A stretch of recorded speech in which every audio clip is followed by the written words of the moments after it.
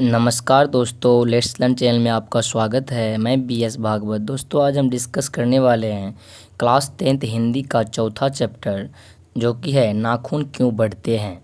दोस्तों यह आचार्य हजारी प्रसाद द्विवेदी के द्वारा लिखा गया है। आज हम इसका सब्जेक्टिव क्वेश्चन आंसर करेंगे। जितना भी हमारे बुक में सब्जेक्टिव दिया हुआ है सारा व्याख्या के साथ अच्छी तरीक़ा से हम लोग डिस्कस करेंगे। दोस्तों आपसे एक विनती है कि आप लोग वीडियो तो देख लेते हैं पर आप लोग लाइक नहीं करते हैं। कमेंट भी कीजिए दोस्तों, अगर वीडियो में कोई त्रुटि रह जाती है तो प्लीज़ कमेंट कीजिए, ठीक है। चलिए हम लेखक का जीवनी जानते हैं, लेखक का पूरा नाम जानते हैं। लेखक का पूरा नाम क्या है? तो ये जो चैप्टर है ये है नाखून क्यों बढ़ते हैं, उसका सब्जेक्टिव क्वेश्चन है। तो पूरा नाम जो है इनका क्या नाम था? आचार्य हजारी प्रसाद द्विवेदी। जन्म इनका 19 अगस्त 1907 ईस्वी में हुआ था। जन्मभूमि जो है इनका बलिया है, ठीक है, जिला उत्तर प्रदेश में पड़ता है। मृत्यु इनका जो है आचार्य हजारी प्रसाद द्विवेदी जी का जो मृत्यु है 19 मई 1979 को हुआ था। कर्म भूमि जो है इनका वाराणसी थी, ठीक है। अवधि काल जो था आधुनिक काल है जो है। कर्म क्षेत्र जो है इनका निबंधकार उपन्यासकार थे ये, और ये जो है ना ये अध्यापक भी रह चुके हैं, संपादक भी रह चुके हैं। इन्हें पुरस्कार जो है पद्म भूषण पुरस्कार प्राप्त है इन्हें। मुख्य रचनाएं इनकी क्या क्या थी दोस्तों? इनकी मुख्य रचनाएं थी सुर साहित्य, वानभट्ट, कबीर, अशोक के फूल, हिंदी साहित्य का आदिकाल, पृथ्वीराज रासो, ये सारा जो है इनकी रचनाएं थी, प्रमुख रचनाएं। आशा है दोस्तों आप लोग को समझ में आ गया होगा, ठीक है। तो चलिए हम आगे चलते हैं। पाठ में क्या दिया हुआ, प्रश्न क्या दिया? तो पहला प्रश्न है कि नाखून क्यों बढ़ते हैं। यह प्रश्न लेखक के आगे कैसे उपस्थित हुआ? तो दोस्तों नाखून जो है यह क्यों बढ़ता है इसके बारे में हम जानेंगे आज। उत्तर है कि लेखक की जो छोटी लड़की है ने जब पूछ दिया कि आदमी के नाखून क्यों बढ़ते हैं तो लेखक असमंजस में पड़ गए। छोटी लड़की के प्रेम ने उसे यह सोचने पर विवश कर दिया कि सचमुच में नाखून बार बार काटने पर भी क्यों बढ़ जाता है। इस प्रकार बेटी के प्रश्न ने लेखक को नाखून की प्रकृति और बढ़ने की स्थिति पर गंभीर रूप से सोचने पर क्या किया? मजबूर कर दिया। यानी कि जब लेखक साहब की छोटी बेटी जो है उन्होंने एक प्रश्न कर दिया कि पिताजी कि नाखून क्यों बढ़ता है बताइए, तो पिताजी ने जवाब नहीं दे पाया। पिताजी अवाक रह गए। उसके बाद पिताजी ने क्या किया? इस पे रिसर्च किया, सोचा, उनके बाद उन्होंने जवाब दिया। ठीक, चलते हैं हम लोग आगे क्या जवाब देते हैं पिताजी। तो देखिए, बढ़ते नाखून द्वारा प्रकृति मनुष्य को क्या याद दिलाती है? तो देखिए लाखों वर्ष पूर्व, उत्तर है लाखों वर्ष पूर्व जब मनुष्य जंगली जीवन जीता था उन्हें अपनी रक्षा के लिए नाखून की ज़रूरत पड़ती थी।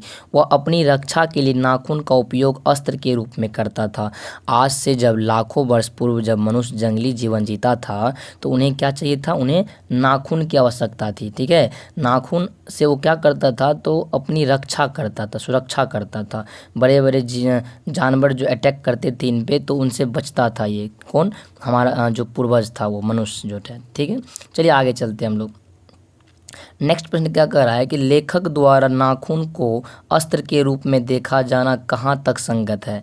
तो उत्तर दोस्तों, लेखक द्वारा नाखून को अस्त्र के रूप में देखना पूर्णतः तर्क संगत है, क्योंकि उस समय मनुष्य ने इतना विकास नहीं किया था कि वह धातु आदि किससे अस्त्र बनाता, ठीक है। उनके पास उतना विकास नॉलेज नहीं था कि वह क्या कहते हैं धातु यानी कोई जो है लोहा से या कोई स्टील से, इस सब चीज़ से वो क्या करता, उसके तांबा से, इससे वो क्या औजार बनाता। उसके पास उतना बुद्धि ही नहीं था, ठीक है। चलिए, उस समय वह नाखून को ही अपनी रक्षा तथा शिकार करने के लिए क्या करता था? वो प्रयोग में लाता था। आशा है दोस्तों समझ रहे होंगे आप लोग। दोस्तों प्लीज़ चैनल को लाइक कर दीजिए दोस्तों, शेयर भी कर दीजिएगा अपने मित्रों में, जिससे कि उनको भी, दोस्तों को भी, आपके दोस्तों को प्रॉफिट मिले, ठीक है। चौथा प्रश्न क्या कर रहा है कि मनुष्य बार बार नाखून क्यों काटता है। तो देखिए उत्तर होगा इसका कि नाखून जो है पशुता के प्रतीक है। नाखून किसका प्रतीक है? नाखून जो है या पशुता का प्रतीक है। ठीक है, मनुष्य मनुष्य की पशुता को जितनी बार काटा जाता है उतनी बार जन्म लेती है, और मनुष्य मनुष्य है कि वह अपने से पशुता को निकाल कर सच्चे अर्थों में मनुष्य क्या कहते हैं, बना रहना चाहता है। अतः पशुता के प्रतीक नाखून जब भी बढ़ जाते हैं तब मनुष्य उसे काट डालता है। दोस्तों मैं समझा रहा हूँ आपको, यानी समझिए, कहने का मतलब ये हुआ कि प्रश्न कर रहा है कि मनुष्य बार बार नाखून क्यों काटता है। देखिए तो ये नाखून जो है ना किसका प्रतीक है? ये नाखून जो हमारा है ये पशुता का प्रतीक है। ठीक है, तो मनुष्य क्या करना चाहता है? मनुष्य चाहता है कि हम पशुता को ख़त्म करें। मनुष्य चाहता है कि हम ये जो नाखून मेरा बार बार बढ़ता है तो इसको क्या करें, हम काटें, क्योंकि ये नाखून किसका प्रतीक है? पशुता का। मनुष्य यह नहीं चाहता है कि हम पशु बन के रहें। ठीक है, इसलिए क्योंकि मनुष्य जो है ना आज से एडुकेटेड हो गया, शिक्षित हो गया, इसलिए वह नाखून क्या करता है, काटता है। ठीक है, आगे हम प्रश्न करेंगे और देखते हैं प्रश्न में क्या क्या है। अच्छी, बहुत ही अच्छा चैप्टर है दोस्तों, इस समझना जरूरी है हमें। चलिए अगला प्रश्न कर रहा है पांचवा कि सुकुमार क्या कर रहा है कि सुकुमार विनोदों के लिए नाखून को उपयोग में लाना मनुष्य ने कैसे शुरू किया? लेखक ने इस संबंध में क्या बताया है? तो देखिए उत्तर में है कि लेखक का कहना है कि कुछ हजार वर्ष पूर्व मनुष्य के नाखून को सुकुमार विनोदों के लिए उपयोग में लाना शुरू किया था। भारतवासी नाखूनों को खूब संवारता था, उनके काटने की कला काफ़ी मनोरंजन थी। यानी कहने का मतलब हुआ कि सुकुमार विनोदों, देखिए कि ये कह रहा है कि आज से जो मतलब हजार वर्ष पहले की बात है, मनुष्य इन्हें जो है नाखून को बहुत ही अच्छी तरीक़ा से संवारता था, सजता था, नाखून को बहुत ही मेंटेनेंस में रखता था। ठीक है, आज से लगभग 1000 साल पहले की बात है। वो इनसे जो है ना वो क्या कहते, बहुत ही मनोरंजक तरीक़ा से वो काटता था नाखून को। आज भी महिला सब हमारे गाँव की जो है या हमारे शहर की महिला सब क्या करती है, नाखून को बहुत बड़े बड़े करके रखती है और उसको बहुत अच्छी तरीक़ा से संवारती है। ठीक है, चलिए अगला प्रश्न क्या कर रहा है कि नख बढ़ाना जो है, नख बढ़ाना और काटना कैसे मनुष्य की सहजात वृत्तियां हैं, इसका क्या अभिप्राय है? उत्तर, प्राणी वैज्ञानिक मानते हैं कि मानव शरीर में कुछ वृत्तियां होती है। नाखूनों का बढ़ना और उन्हें काटना भी मनुष्य की सहजता वृत्ति है। नाखून का बढ़ना पशुता की निशानी है और उन्हें काटना मनुष्यता की निशानी है। लेखक का अभिप्राय है कि मनुष्य नाखून को काटकर पशुत्व को त्याग कर मनुष्यता को ग्रहण करता रहेगा। दोस्तों इस प्रश्न क्या कर रहा है, प्रश्न समझिए कि कह रहा है कि नख बढ़ाना जो है और काटना मनुष्य की सहजात वृत्तियां है, इसका क्या अभिप्राय है? तो यहाँ पे लेखक साहब ये बताना चाहता है कि नाखून बढ़ते रहेगा और मनुष्य से क्या करेगा, काटते रहेगा। इसका मतलब ये हुआ कि नाखून जो है ये पशुता का निशानी है, उन्हें वह बढ़ेगा तो हम मनुष्य क्या करेगा, इसको काटेगा। यानी कि मनुष्य अब जो है ना, मनुष्य समझदार हो गया, वह यह नहीं चाहता है कि वह पशुत्व को ग्रहण करे, पशु ही रहे। वह चाहता है कि हम पशुता को क्या करें, पशुता को हम त्याग करके किसको ग्रहण करें, मनुष्यता को ग्रहण करें। ठीक है, चलिए अगला प्रश्न पे चलते हैं हम लोग। क्या कर अगला प्रश्न, तो दोस्तों नेक्स्ट प्रश्न कर रहा है कि लेखक क्यों पूछता है कि मनुष्य किस ओर बढ़ रहा है, पशुता की ओर या मनुष्यता की ओर, स्पष्ट करे। तो दोस्तों उत्तर में क्या कह रहा है कि लेखक के प्रश्न में अंतर्द्वंद की भावना उभर रही है। यानी कि लेखक के मन से बात आ रहा है, लेखक के दिल से, मनुष्य इस समय पशुता की ओर मनुष्यता की ओर बढ़ रहा है। यानी कह रहा है कि मनुष्य जो है इस समय पशुता की ओर से, ठीक है ना, किसके ओर बढ़ रहा है, पशुता की ओर से, या सॉरी ये लेखक जो है ना, लेखक जो है ये लेखक के मन में एक सवाल आता है कि मनुष्य जो है आज पशुता की ओर से बढ़ रहा है या मनुष्यता की ओर बढ़ रहा है। ठीक है, अतः इसी जिज्ञासा को शांत करने के लिए स्पष्ट रूप से इसे प्रश्न के रूप में लोगों के सामने रखता है। ठीक है, लोगों के सामने लेखक इसलिए ये प्रश्न रखा कि जो आज जो हमारा मनुष्य है, ये हमारा जो ये समाज है, ये किस ओर बढ़ रहा है। तो दोस्तों हम आगे इस सवाल को हम अच्छी तरीक़ा से डिस्कस करेंगे कि हमारा जो ये समाज है, ये जिस तरह से आज से बहुत साल पहले यानी हज़ारों वर्ष पहले, लाखों वर्ष पहले की आदि मानव सब अपना शिकार करता था, उसी तरीक़ा से आज हम लोग क्या कर रहे हैं दोस्तों, हम आगे बताएंगे। एटम बम बना रहे हैं, हिरोशिमा पे किस तरह से वहाँ पे हमला हुआ था, बम गिरा था, उसके बारे में यहाँ पे लेखक कहना चाह रहा है कि लेखक अपनी अंतर आत्मा से यह बताना चाहता है, ये भाव प्रकट करना चाह रहा है कि आज मनुष्य जो है किस ओर बढ़ रहा है, कि फिर उसी पशुता की ओर जा रहा है कि मनुष्यता की ओर जा रहा है। चलिए आगे प्रश्न में करते हैं कि मनुष्य जो है आज बंदूक बना लिया है, क्या कहते हैं, जो इतना बड़ा बड़ा आइटम बम बनाया है, रॉकेट लॉन्चर बनाया है, तो ये क्या है, ये मनुष्य फिर से मनुष्य किसकी ओर जा रहा है, पशुता की ओर जा रहा है। चलिए नेक्स्ट प्रश्न में क्या कर रहा है देखते हैं हम लोग। देश की आज़ादी के लिए किन शब्दों की अर्थ मीमांसा लेखक करता है और लेखक के निष्कर्ष क्या है।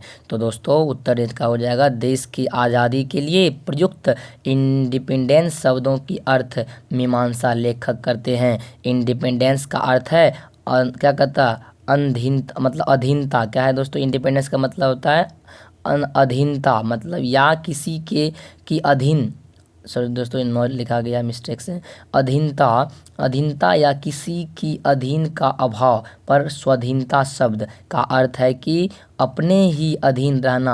अंग्रेजी में कहना हो तो इसे सेल्फ डिपेंड्स कहते हैं। दोस्तों यहाँ पे क्या कह रहा, आज़ादी को फ्रीडम बोलते हैं हम लोग, ठीक है ना। यानी फ्रीडम शब्द का क्या यहाँ पे अर्थ है, तो लेखक ये कह रहा है कि आज़ादी का मतलब होता है कि अपने अधीन में रहना, किसी दूसरे के अधीन में नहीं रहना, ठीक है ना। यानी कि मनुष्य जो था आज से कुछ साल पहले वो मतलब किसके अधीन में था वो बताइए, तो वो शिकार करता था, शिकार करके खाता था अपने, मतलब जिस तरह से, वही कह रहा है कि आज जो हम अपने देश के लिए जो ये आज़ादी है, आज़ादी शब्द यहाँ पे ये इससे ये भाव होता है कि हम लोग सेल्फ डिपेंडेंट बने, मतलब स्वयं कुछ करें, ठीक है। यानी कि जिस तरह से जो है हम आज़ाद हैं, हमें हर चीज़ करने का हमें छूट है, हमें मौका है, ठीक है। यानी कि किसी के अधीन में नहीं रहना, किसी का गुलाम नहीं रहना है, यहाँ पे ये बता रहा लेखक, ठीक है। चलिए आगे चलते हैं। लेखक जो है फिर कह रहा है कि लेखक ने किस प्रसंग में कहा है कि बंदरिया मनुष्य का आदर्श नहीं बन सकती, लेखक का अभिप्राय स्पष्ट करे।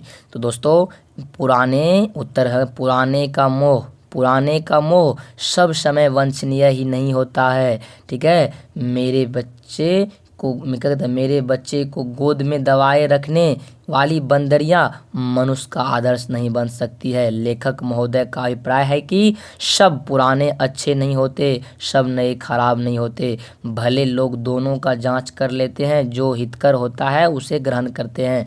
आज दोस्तों इंसान इतना बुद्धिजीवी हो गया, इतना समझदार हो गया है कि वह क्या कहते हैं, वह अच्छे और बुरे में फ़र्क समझ सकता है, ठीक है। पहले जो था, जो ये क्या कहते हैं, हम लोग मनुष्य पशुता थे, यानी कि आदि मानव थे, तो हमें उतना नॉलेज नहीं था, जानकारी नहीं था कि कौन सही है कौन गलत है, ठीक है। इसलिए जो है वो क्या कहते हैं, नाखून बढ़ाते थे, ठीक है। खैर ये तो था, क्या कहते हैं, हम लोग जो नाखून बढ़ाते थे तो जानवरों के शिकार करने के लिए करते थे, जिससे कि बड़े बड़े जानवरों से बचा जा सकते या किसी जानवर को चीर फाड़ करने में आसानी हो। यहाँ पे ये कह रहा है कि पुराने का मोह सब वांछनीय नहीं होता है। यानी कि जो कोई इंसान कोई पुराना चीज़ का मोह रखता है वो मतलब वांछनीय मतलब होता है कि जैसे कोई चीज़ खराब ही नहीं होता है, ठीक है ना। अब यहाँ पे कह रहा है कि वो बंदरिया जो है ना, जो आदर्श यानी कह रहा है कि जो मनुष्य का आदर्श नहीं बन सकती है, ठीक है, वो क्या कहते हैं, जो मनुष्य का आदर्श नहीं बन सकती है, ठीक है। लेखक महोदय का अभिप्राय है कि सब अच्छे पुराने नहीं होते हैं, सब नए खराब नहीं होते हैं, ठीक है। कि कहने का मतलब हुआ कि जितना भी पुराना चीज़ होता है वो खराब नहीं होता, ठीक है ना। या पुराना चीज़ जितना भी पुराने चीज़ होते हैं वो अच्छे नहीं होते हैं, या जितना भी नए चीज़ होते हैं वो ख़राब नहीं होते हैं, ये लेखक का मानना है। चलिए अगला प्रश्न में हम लोग चलते हैं। क्या कर रहा है कि स्वाधीनता शब्द की सार्थकता से लेखक क्या बताता है। तो उत्तर होगा कि लेखक कहते हैं कि स्वाधीनता मतलब स्वाधीन, अपने अधीन में रहना। स्वाधीनता शब्द का अर्थ है अपने अधीन में रहना, क्योंकि यहाँ के के लोग ने अपनी आज़ादी के लिए जितने नामकरण किए हैं उनमें स्वतंत्रता, स्वराज, स्वाधीनता है। ठीक है ना। स्वाधीनता का मतलब होता है कि स्वतंत्रता, आज़ादी, फ्रीडम। स्वराज मतलब खुद का राज। स्वाधीनता मतलब स्वाधीन रहना, किसी के अधीन में रहना, किसी दूसरे के अधीन में रहना। ठीक है ना। चलिए दोस्तों, अगला प्रश्न क्या कह रहा है, निबंध में लेखक ने किस बूढ़े का जिक्र किया है। लेखक की दृष्टि में बूढ़े के कथनों की सार्थकता क्या है। तो उत्तर होगा, लेखक ने महात्मा गांधी को बूढ़े के प्रतीक के रूप में क्या कहता है, प्रतीक के रूप में जिक्र किया है। लेखक की दृष्टि से महात्मा गांधी के कथनों को की सार्थकता उभर कर इस प्रकार आती है कि आज मनुष्य में जो पशुविक यानी कि जो मनुष्य में पशु का प्रवृत्ति है उनमें सत्यता, सौंदर्य बोध एवं विश्वसनीयता का लेस मात्र भी स्थान नहीं है। ठीक है। चलिए अगला प्रश्न पे चलते हैं हम लोग। क्या कह रहा है, अगला प्रश्न कह रहा है कि मनुष्य की पूंछ की तरह उसके नाखून भी एक दिन झड़ जाएंगे। प्राणी शास्त्रियों के इस अनुमान से लेखक के मन में कैसी आशा जगती है। तो उत्तर दोस्तों, लेखक जो है ये देखिए प्राणी शास्त्रियों के जो प्राणी विज्ञान में अध्ययन तक रुचि रखते हैं का उनके अध्ययन से ऐसा अनुमान लगाया गया है कि एक दिन मनुष्य जो है ना, जिस तरह से मनुष्य का पूंछ झड़ गया है उसी तरह से नाखून भी एक दिन क्या हो जाएगा, झड़ जाएगा। इस तथ्य के आधार पर लेखक के मन में यह आशा जगती है कि भविष्य में मनुष्य के नाखून का भी बढ़ना बंद हो जाएगा। हाँ, और मनुष्य का अनावश्यक अंग भी उसी प्रकार झड़ जाएगा जिस प्रकार उसकी पूंछ झड़े थे। ठीक है। चलिए नेक्स्ट प्रश्न क्या कर रहा, 13वां प्रश्न क्या कर रहा, देखिए सफलता और क्या कहता है चरितार्थता शब्दों में लेखक अर्थ की भिन्नता किस प्रकार प्रतिपादित करता है। तो सफलता और चरितार्थ में अंतर है। लेखक के शब्दों में अस्त्रों के संचयन तथा बाह्य उपकरणों से सफलता पाई जा सकती है, परंतु मनुष्य की चरितार्थ प्रेम, मैत्रीय, त्याग और मंगल कामनाओं में है। यानी कि कहने का मतलब ये हुआ कि मनुष्य का चरित्र कैसे प्रतिपादित होता है, कैसे दिखता है। तो मनुष्य का चरित्र जो है वो प्रेम से, दोस्ती से, मैत्रीय भाव। प्रेम मतलब होता है कि एक दूसरे से मिल के रहे, जुल के रहे। मैत्रीय भाव मतलब होता है क्या कहते हैं, मित्रता बना के रखे। त्याग बलिदान से होता है, त्याग से होता है। मंगल कामनाओं से होता है, हमेशा सभी के लिए मंगल कामना कीजिए। ठीक है। इनसे क्या होता है, इनसे चरितार्थ का निर्माण होता है, सफलता मिलता है, सफलता हासिल लगता है। दोस्तों चलिए आगे अगला प्रश्न क्या कह रहा है, बहुत ही इंपॉर्टेंट प्रश्न है दोस्तों। अगर आपको ये हमारे द्वारा पढ़ाया हुआ अच्छा लगता है, प्लीज़ दोस्तों आपसे एक ही गुजारिश है हमारी कि क्या कहते हैं, प्लीज़ चैनल को लाइक कर दिया कीजिए। आप लोग भावना में बहक जाते हैं और वीडियो देखने के बाद आप लोग लाइक नहीं करते हैं, चैनल को सब्सक्राइब भी नहीं करते। प्लीज़ दोस्तों आपसे हम कुछ पैसा थोड़ी मांग रहे हैं, आप केवल एक सब्सक्राइब कर दीजिए और लाइक कर दीजिए, इससे हमें मोटिवेशन मिलता है। आपके लिए अच्छा कंटेंट हम प्रोवाइड करवाते रहेंगे दोस्तों इसी तरीक़ा से। चलिए आप लोग का सपोर्ट रहेगा दोस्तों तो बहुत ही अच्छा हम आप लोगों के लिए कंटेंट लाते रहेंगे। चलिए 14वां प्रश्न क्या कह रहा है, काट दीजिए वे चुपचाप दंड स्वीकार कर लेंगे पर निर्लज अपराधी की भांति फिर छूटेंगे, सेंध पर हाजिर हो जाएंगे। तो ये देखिए क्या कह रहा है, काट दीजिए, नाखून को काट दीजिएगा ना तो वो चुपचाप फिर क्या करेगा, दंड स्वीकार कर लेगा और फिर क्या हो जाएगा, फिर वो क्या हो जाएगा, वो फिर बढ़ जाएगा। ठीक है। तो लिखेंगे इसका उत्तर क्या है, देखिए व्याख्या। प्रस्तुत पंक्तियाँ हमारी पाठ्य पुस्तक के नाखून क्यों बढ़ते हैं से ली गई है। लेखक का मानना है कि नाखून ठीक वैसे ही बढ़ते हैं जैसे कोई अपराधी निर्लज भाव से दंड स्वीकार के समय मौन हो जाते हैं, लेकिन अपनी आदत वह नहीं छोड़ते हैं, फिर वह शुरू कर देते हैं और अपराधी चोरी करने लगते हैं। यह नाखून ठीक उसी अपराधी की तरह है, यह धीरे धीरे बढ़ता है। ठीक है। और काट दीजिए पर क्या कहते, काट दिए जाने पर भी बढ़ने लगता है, इसे लाज शर्म नहीं आती है। अपराध स्थिति होती है, मतलब अपराधी की स्थिति होती है इनकी, और मनुष्य की प्रवृत्ति यानी कि मनुष्य की पशुता की ओर ध्यान आकृष्ट करता है। वो बार बार मरने की कस्में खाता है, वादा करता है, किंतु थोड़ी देर के बाद वह फिर वही करने लगता है। यानी कहने का मतलब ये हुआ कि ये जो हमारा नाखून है इसको कतनू काट दीजिएगा, फिर ये चुपचाप दंड स्वीकार कर लीजिएगा। यानी यहाँ से हमें ये सीख मिलती है, इस व्याख्या से हमें ये सीख मिलती है कि अगर मान लीजिए आज के मनुष्य को या कुछ ये दोस्तों, ये दुनिया खराब नहीं, दुनिया में कुछ इंसान खराब हो गया है। यानी कहने का मतलब ये हुआ हमारा यहाँ से तात्पर्य होता है कि अगर मान लीजिए जिस तरह से चोर को देखिएगा, चोर को अगर पुलिस पकड़ ले तो चोर से अगर कसम खिलवाए, वादा करवाए तो वह चोरी जो है फिर से क्या करेगा, चोरी करेगा, अपराध करेगा। वो क्योंकि वो जो जिस तरह से मनुष्य जिस तरह से नाखून बढ़ता है, जिस तरह से नाखून को काट देने के बाद वो नाखून बढ़ जाता है, उसी तरीक़ा से यहाँ पे लेखक ये कहना चाहता है कि उसी तरीक़ा से अपराधी भी जो है वो अपराध से मतलब वो फिर अपराध करना चालू कर देता है। उसको कसमें कितनों खिलवाया जाए फिर भी वो वादा को तोड़ देता है। यही यहाँ से सीख मिलती है। ठीक है, वो चुपचाप जो अपराधी है वो दंड स्वीकार कर लेगा, लेकिन फिर भी वो क्या करेगा, अपराध करेगा। चलिए नेक्स्ट प्रश्न क्या कर रहा है, नेक्स्ट प्रश्न कर रहा है कि मैं मनुष्य के नाखून की ओर देखता हूँ तो कभी कभी निराश हो जाता हूँ, इसकी व्याख्या करना है। तो उत्तर, प्रस्तुत पंक्तियाँ हमारी पाठ्य पुस्तक के नाखून क्यों बढ़ते हैं नामक पाठ से ली गई है। इन पंक्तियों का संदर्भ मनुष्य की बर्बरता से जुड़ा हुआ है। अपने निबंध में लेखक यह बताना चाहते हैं, देखिए क्या करें, निबंध में लेखक यह बताना चाहता है कि मनुष्य के नाखूनों की उसकी भजन करता है के प्रतीक है। लेखक के मन में कभी कभी नाखूनों को देखकर निराशा उठती है। ठीक है, वह इस पर गंभीर से चिंतन करने लगता है। कहने का आशा यह है कि मनुष्य की बर्बरता कितनी भयंकर है कि वह अपने संहार में स्वयं लिप्त है, जिसका उदाहरण हिरोशिमा पर बम बरसाना है। इससे कितनी हानि हुई, संस्कृति का विनाश हुआ, अनुमान नहीं लगाया जा सकता है। आज भी उसकी स्मृति से मन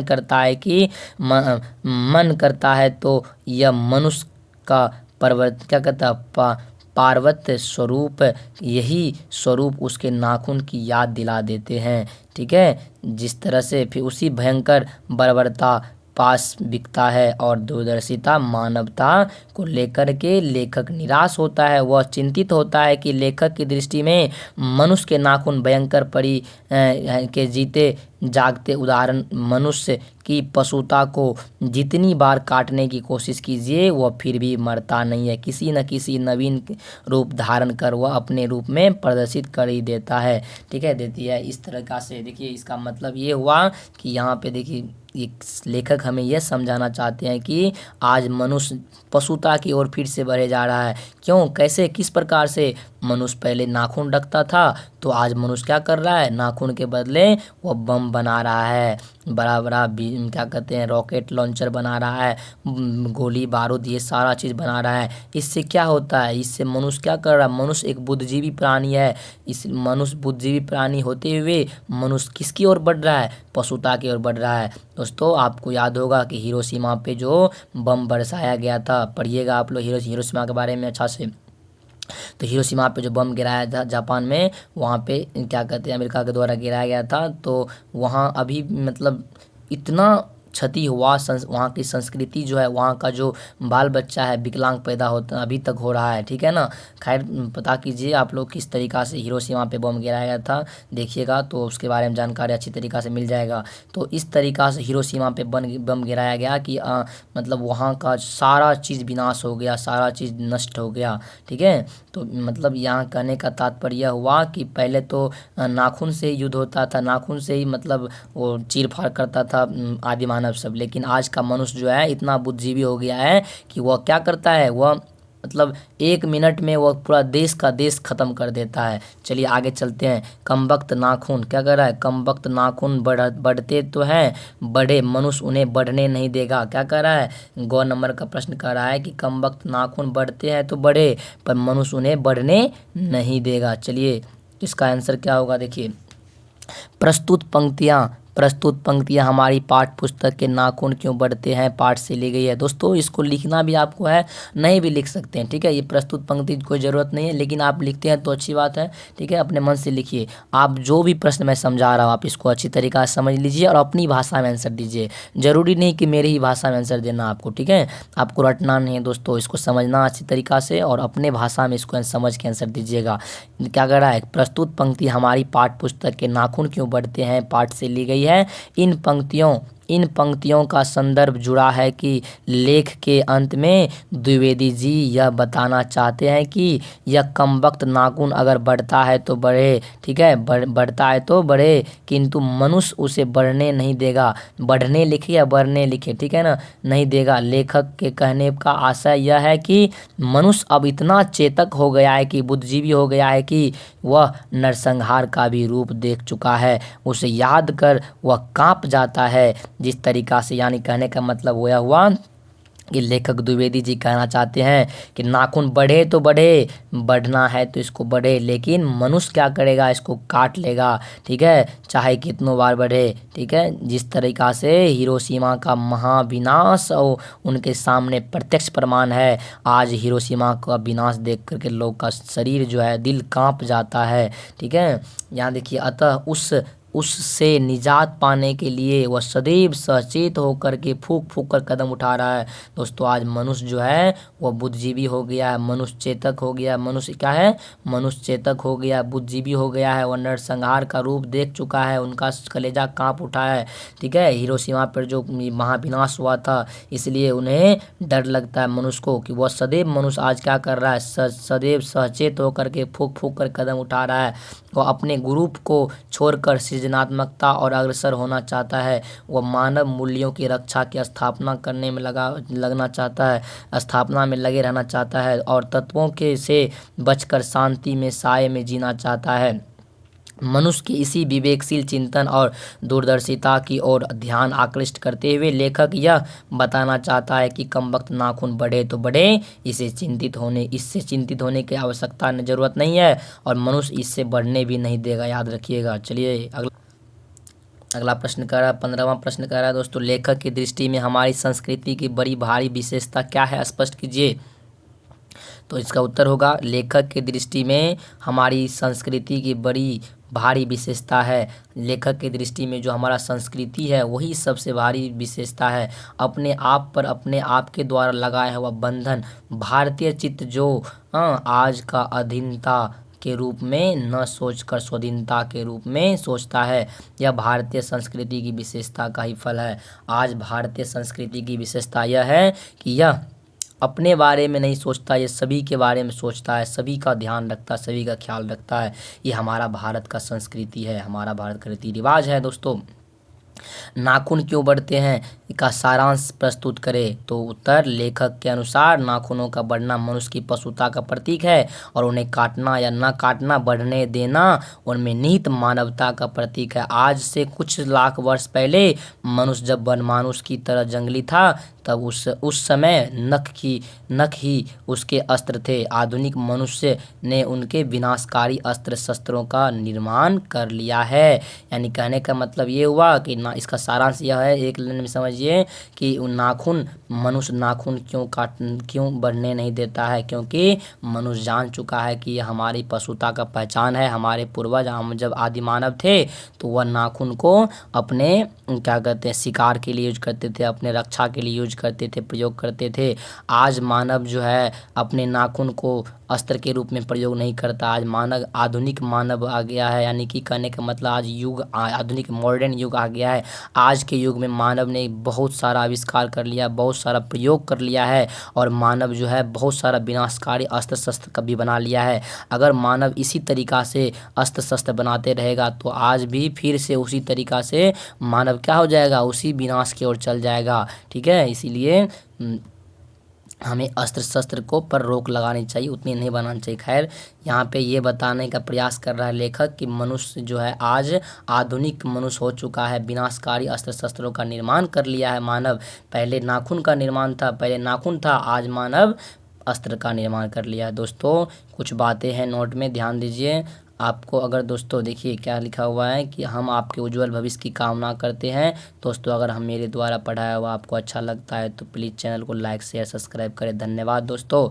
आपको श्रम विभाजन और जाति प्रथा का सब्जेक्टिव का लिंक दोस्तों डिस्क्रिप्शन में दिया हुआ। श्रम विभाजन जाति प्रथा का ऑब्जेक्टिव का लिंक डिस्क्रिप्शन में दिया हुआ है। 20 के दांत का ऑब्जेक्टिव का लिंक आपको डिस्क्रिप्शन में मिल जाएगा। भारत से हम क्या सीखे इसका ऑब्जेक्टिव सब्जेक्टिव दोनों का लिंक नीचे डिस्क्रिप्शन में मिल जाएगा। आगे दोस्तों हमारे चैनल पे जो है ना, हमारे चैनल पे प्लेलिस्ट बना हुआ है, वहाँ से जा कर के आप सारा वीडियो देख सकते हैं। ठीक है, हमारे टेलीग्राम ग्रुप से भी दोस्तों आप जुड़ जाइए। नीचे टेलीग्राम का डिस्क्रिप्शन में लिंक दिया, वहाँ पे आपको पीडीएफ मिल जाएगा इस वीडियो का। टेलीग्राम पर आपको सारे वीडियो का क्या मिल जाएगा, पीडीएफ मिल जाएगा दोस्तों। तो आशा है दोस्तों कि आप लोग समझ गए होंगे। दोस्तों आप लोग क्या करते हैं, चैनल को तो देख लेते हैं पर लाइक शेयर सब्सक्राइब नहीं करते। प्लीज़ दोस्तों भावना में मत बहकिए, प्लीज़ लाइक शेयर सब्सक्राइब कर दीजिए। चलिए, आशा है कि आप लोग कर दिए होंगे। चलिए मिलते हैं हम लोग नेक्स्ट वीडियो में। अब आप लोग डिस्क्रिप्शन बॉक्स ज़रूर दोस्तों चेक कर लीजिएगा, क्योंकि आप लोग चेक नहीं करते हैं और आपके लिए हमने वीडियो बहुत सारा बना कर रखा है। धन्यवाद मित्रों।